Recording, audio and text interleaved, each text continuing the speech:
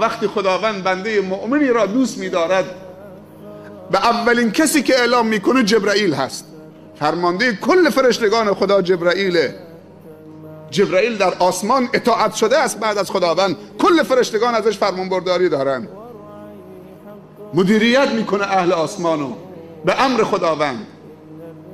خداوند جبرائیل رو میطلبه، میگه من فلان بنده رو دوست دارم.